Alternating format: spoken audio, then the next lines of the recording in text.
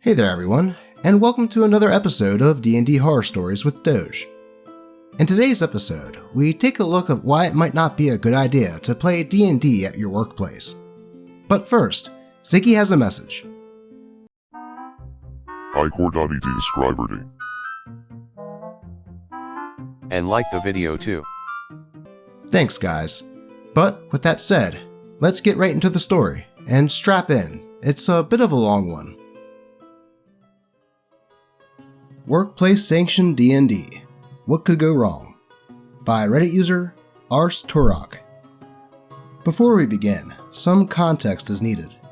I have always had the same friend group, and that continues to this day, plus or minus a few friends here and there. Through a long plan concocted by a few of us, close to 20 people, including friends, friends of friends, and significant others, we all got hired at the same tech support company. The company was signing new clients every day, and things were rapidly expanding. By the end of the story, half the people in the building were people I knew before I started working there. One of us was made into a manager, and the whole team was moved to a new, larger building, complete with a 14-person conference room. The room had a massive table, chairs, a projector, and a mini fridge, and absolutely no purpose. We were the support folks. No one visited us. Meetings with clients were held in the admin building down the street, so our manager asked permission to run a D&D game on the weekends, when the completely unused conference room would be definitely extra not used. The admins gave their blessing, so long as we were not loud enough to distract those actually working, and only employees of the company were in the game, or at least in the conference room. Security reasons and all that. They seemed to think that the game could serve as a free team-building exercise, and would occasionally send pizza or whatever. What could go wrong? There were a total of 8 people in this campaign, but only 3 matter for the story, and honestly, I am not really one of them. Our cast is as follows: the manager, our DM, and the orchestrator of our grand adventure. Stacy, longtime member of the friend group. Steve, one of the newest members of the friend group and of the company. He let us know that he has tons of tabletop RPG experience, but has never done a game of D&D and doesn't know the setting or lore. Everyone is excited, and the manager starts to write out the story. He tells us that he's going to run the most ambitious game of his life, and it will be an evil campaign. Most of us were veterans, and we had all talked about how fun and how hard it was to run an evil campaign. If everyone is evil, then in-party fighting is not only common, but sometimes encouraged, and this can lead to sore feelings and untimely deaths. But it was also an opportunity to try out classes and subclasses and domains that you normally don't get to play, and the manager promised us exactly that. A party of the worst that the world had to offer, not motivated by collective feeling of righteousness and goodwill, but instead loosely held together with the promise of wealth, women and men, power, and edge. We were told that anything goes, as long as it's evil. Do your worst, and bring your biggest monster. We were all adults here, and it's time we played like adults. We all agreed this campaign was going to get evil, and probably not safe for work, at work. Yeah, we didn't think this through. So, the campaign was set in Menzo Baranzan, the most well-known drow city in D&D lore. And the DM cautioned us that, since this was going to be a hardcore evil campaign, racism, in-game, not out-of-game, was going to be prevalent. The Drow are not the most inclusive bunch, but he was going to roleplay the world as it was described in the books. All of us took the hint and made Drow characters, everyone except for Steve, as he was a human. We explained the situation to him, and he decided to make a human fighter that was a gladiatorial slave. It was actually kind of clever and fit in well. Session 0 wraps up nicely, and we all can't sleep out of excitement for Session 1. We start in a marketplace. Suddenly, all the exits are blocked by guards, who won't let anyone out. There is the sound of marching, as nothing short of a small army of mercenaries, slaves, and kobolds with sharp sticks are funneled into the market by the guards. Everyone is pressed in on all sides, and then the army starts to murder everyone without discrimination. Each of our party is somewhere, all doing various market things, and we each start defending ourselves when a voice calls out, "With me!" It is a tall, beautiful, and a totally cool old guy regal way, you guys. Strong, handsome, muscular, suave character. So the DMPC calls out to the whole market. "Those that can fight, hold them off. Those that can heal, tend to the injured. Leave the dead. The rest to me." And then he starts making an XXL teleportation circle, while also projecting a divine shield around the poor defenseless market goers. Throughout the entire campaign, we never got a straight answer on the classes that the DMPC had. We have to survive 5 rounds of holding back an army, while he makes the circle so we can escape. Our resident sorcerer assists in making the circle, cutting it down to 3 rounds, and we escape, beaten to a bloody pulp, but with no one actually dead. The whole party teleports. Several sharp-stick kobolds come along for the ride, but they are quickly slaughtered by more city guards, but with cool mysterious badges, at our destination. One kobold surrenders and instantly becomes the party mascot. The DMPC offers us a job, with free room and board, plus travel expenses, on top of a salary and the standard "what you loot is yours" clause at the end. Everyone signs up and the session wraps. The manager promises us that the DMPC will sit at his desk and hand out quests, rather than come along and do our jobs for us. Think of him as a manager. Hopes are high, everyone is mostly happy, and this looks like it's going to be a ton of fun. What followed was several months of confusion. We learned that the DMPC wanted to depose Loth, the Queen of Spiders and Goddess of the Drow, and install Veyron in her place as primary god of Drow. The DMPC takes some time to explain the political and socio-economic ramifications of this undertaking for Steve's benefit, as he is the only person not up to speed on the lore. We all chime in respectfully, filling in other details about the world and Drow culture. However, the DM painstakingly corrects us on a few details. Anyone who has seen the official artwork of Veyron knows that he is not only Loth's son, but also a rather edgy boy, whose primary motivation is sorting out his mommy issues by way of knives and other sharp stabby things. He is a chaotic evil deity, who is unpredictable and doesn't play well with others. However, the DM talked about Veyron as if he was a noble, lawful paragon of justice against evil mothers everywhere. This is where the campaign gets weird. We learned that our DMPC is a lawful good paladin of Veyron, and wants nothing less than rainbows and kittens in every home of Menzoberranzan. And while we're under his employ, we are expected to do the same. No extra evil, no extracurricular murder, just do the job and be Boy Scouts while doing it, and leave no trace and all that. We were told, verbatim, "You can be evil, but while you work for me, you will do no evil." This is not quite the evil campaign that was advertised. So, the party assassin cannot assassinate people, or at least he can't take contracts to kill people, which was his backstory. He is allowed to kill people, but only if they are evil, and they attack him first, and we're supposed to kill them for the mission that we are on. The cleric can't worship Loth anymore, and has to convert to worshipping Veyron. Elestri is an acceptable alternative. I am not railroading you, I promise. The warlock needs to try to get a patron that isn't a devil, maybe an archfey or celestial. The DMPC knows a few angels. It's fine, we can figure it out. The party finds itself in an awkward position. We are in a D&D game, at work, where the DM is basically forcing rewrites to all of our characters under the guise of, "I'm not changing your backstory, just your current story. It's character growth." Also, the DM is literally our boss, controls our schedules, and has the power to fire us.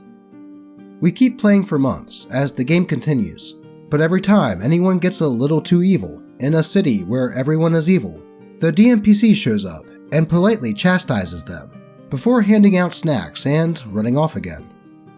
The enthusiasm is gone, but most of us stick with it, though 2 people drop when their characters die, leaving us at 6. This is where Stacy and Steve come in. Their characters have been enjoying a somewhat one-sided romance. Steve's character is stunned by Stacy's character's beauty and independence. Stacy's character thinks that Steve's character is adorable, in the same way a puppy is, but a romance of sorts takes place and starts to grow. The two become stronger friends outside of the game, and after some time developing, Steve has his character propose to Stacy's. He gets down on one knee and seems to be role-playing, addressing Stacy by her character's name and talking about their shared adventures, and how he likes being at her side. Quote, "Even if that means in this world, being at your feet." Then he reaches into his pocket, pulls out a box with a ring, and proposes to Stacy then and there, in front of all of us. No one speaks, no one moves, we just sit there and watch. After realizing what was actually happening, Stacy closes the ring box and offers a bit of a compromise. Their characters would get married in the game. However, if Steve wanted to marry her, he had to date her first and truly get to know her and not just her character. And the two started dating, and the rest of us breathed a collective sigh of relief. The manager gives each character a magic item as a wedding present. Stacy receives a cool animated snake whip, and Steve receives a thundering halberd. The game itself deteriorates as time moves on. The quests become repetitive. Go to the place, sneak inside, steal the MacGuffin, kill the bad guy of the week, and try to sneak out. Each time, the mission would go the same way. We would sneak in, get to the McMuffin vault, realize that the only way to open it was a key held by the bad guy of the week. Then we would get caught trying to sneak into the bad guy's room, usually because of Steve's halberd, thundering. Guards would materialize out of the woodwork. We would kill everything in sight, except for the obligatory, "I just work here, man," maid, cook, whatever, that always happened to be standing in fireball range of the rest of the baddies. We would be battered and bruised as we walked into the boss's room, and the boss would TPK us. Except they would not. The boss would never deal a killing blow, and instead just down us. Once the whole party was down, the DMPC would show up, one-shot the boss, then heal everyone. He would toss us the key to the vault while tossing the MacGuffin up and down in his free hand. What would follow would be what I think was supposed to be an encouraging pep talk and suggestions for how to improve ourselves. It came off as belittling and often broke the fourth wall to the point that the manager was telling us how to play our classes. We would head back to the vault to grab our loot, and every time, the pedestal that was supposed to contain the MacGuffin would have some treats and a sticky note, letting us know that the DMPC still loved us and had high hopes for next time. Basically, the manager was annoyed that we couldn't beat his encounter, so he kept reworking it and just running us through it again. The setting and names and MacGuffin would change, but it was the same session for around a month or so.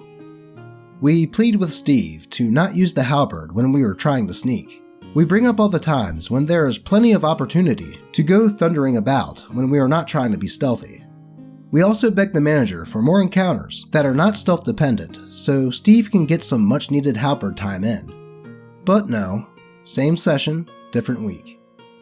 Stacy and Steve move in together, start sharing a ride, and start using the game as an excuse to hang out rather than participate. Stacy still kept tabs on what was going on and would chime in when her name was called, but Steve basically stopped paying attention to anything but combat. Finally, we move forward. The MacGuffin this time is a bag of magic dust with magic properties, unlike any you have ever seen. Whatever. Sneak, sneak, sneak. Stab, stab, stab. The cleric casts silence on Steve's halberd, so he can hack and slash with impunity, and we manage to get to the boss room without triggering the alarm. The boss goes down super easily, since he was unprepared and didn't have his gear on him, and we head off to the vault, which was a magic waterfall this time, that you need a magic stone to open. Whatever, water turns off, we grab the magic bag and the loot, and head home. The DMPC is fascinated by the magic dust and says that he will look into it. We do some side shopping and roleplay, and then next session, we get our next quest. We are going to the surface to mine a bunch of magic dust from a cave that the DMPC found. We have a crew of 20 dwarves going with us to mine the rocks, and we are just going with them to keep them safe. So, outside the cave is a forest that is infested with trolls. The sorcerer uses illusion magic to hide the entrance to the cave, but the manager just stops him because it would break the encounter. What we have is a session of basically fighting wave after wave of trolls, but quietly, so we don't alert the rest of the trolls. The party cuts down a few trees to make a barricade, since the illusion idea won't work, and Steve uses his thundering halberd to help chop down trees. Everyone, DM included, reminds him that we need to be stealthy, and the cleric runs over with a silence spell, having learned from many previous sessions that Steve doesn't like being told not to use his halberd.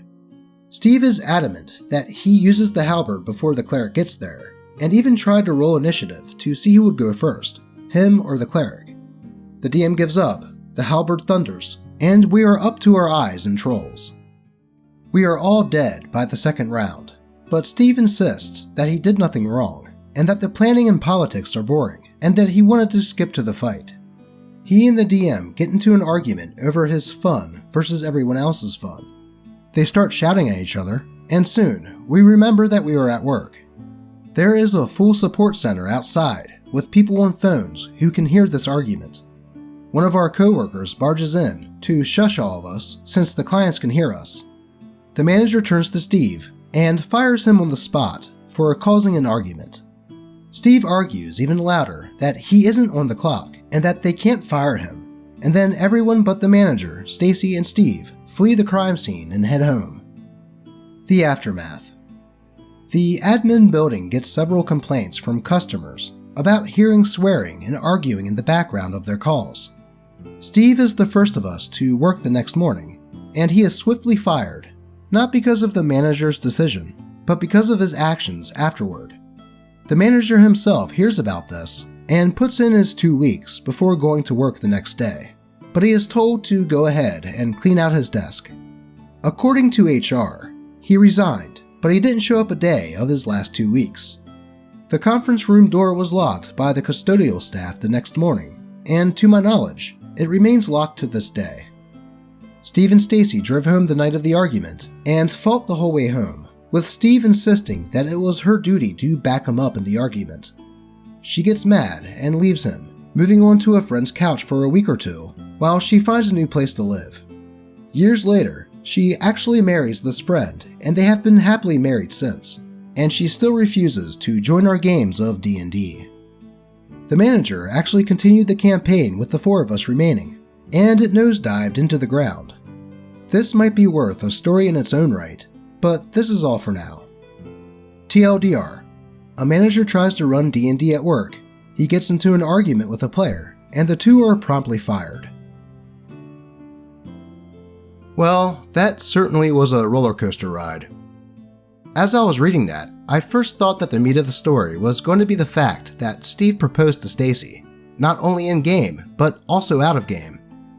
I thought that the fact that they weren't dating and that happened was going to spiral into some stalker-like activity, as it certainly seemed to be heading that way. But then, OP hit us with a Shyamalan twist, and they both began to date and even move in together. But alas, it was not meant to be, as the curse of repetitive D&D sessions and Steve's obsession with his wedding gift magic item turned out to be the downfall of their relationship, jobs, and even the manager's job. I'm honestly surprised that the manager continued the game after that, but it sounds like that didn't last too long. I guess the takeaway from this story is, perhaps it's best to keep D&D and professional life separate, or at least don't play while people need their computers fixed. If you have a story that you would like to be featured in a video, be sure to post it to the d&Ddoge subreddit. As always, I appreciate all of you, and may all of your rolls be natural 20s. Until next time.